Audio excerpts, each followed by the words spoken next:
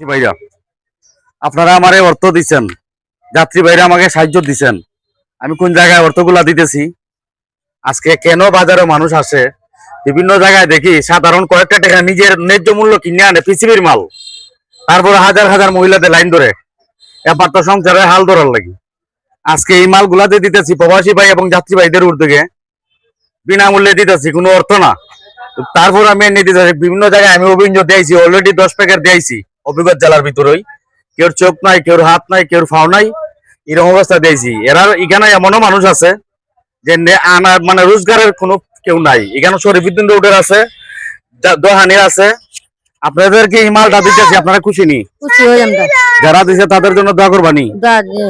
নাম ঠিকানা দিলাম না, কারণ ওদের ভিতরের অবস্থা আমি জানি।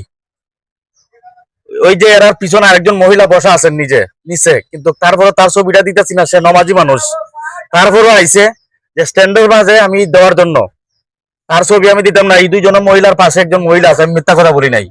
তবে ভিডিওটা বেশি বেশি শেয়ার দিবেন না, প্রবাসী বাইরে আপনারা দেখেন আমি কোন জায়গায় দিতেছি। আপনারা 5 জনে 5টা প্যাকেট নিয়ে যান, কল দেখাই দিলাম। 5 জনে 5টা প্যাকেট নিয়ে যাও। অনুরোধ একটাই, ভিডিওটা বেশি বেশি শেয়ার দিবেন। দাও, নিয়ে যাও। ভিডিওটা বেশি বেশি শেয়ার দিবেন বন্ধুরা। ভিডিওটা আমি স্ট্যান্ডে বানাইছি, এখানে লোকাল কিছু না, স্ট্যান্ডও বানাইছি, দোকানও বানাইছি। অনুরোধ করি প্রত্যেক প্রবাসী বাইরে আপনারা খুশি থাকেন, আর বেশি বেশি ভিডিওটা শেয়ার দিবেন, ফলো দিয়ে পাশে থাকবেন। অনুরোধ করি মানবিক কাজে এগিয়ে আসবেন। এই যে এখানে মাল তৈছি অলরেডি, ওখানের এই 5টা লইয়া, রবিনজার 10টা লইয়া অলরেডি 15টা রয়েছে, আর আমার কাছে আছে 17 প্যাকেট। 17 প্যাকেট ইনশাল্লাহ এমন পরিবারে দেবো যে পরিবারে কোনো কিছুই নাই। আসসালামু আলাইকুম, আল্লাহ হাফেজ।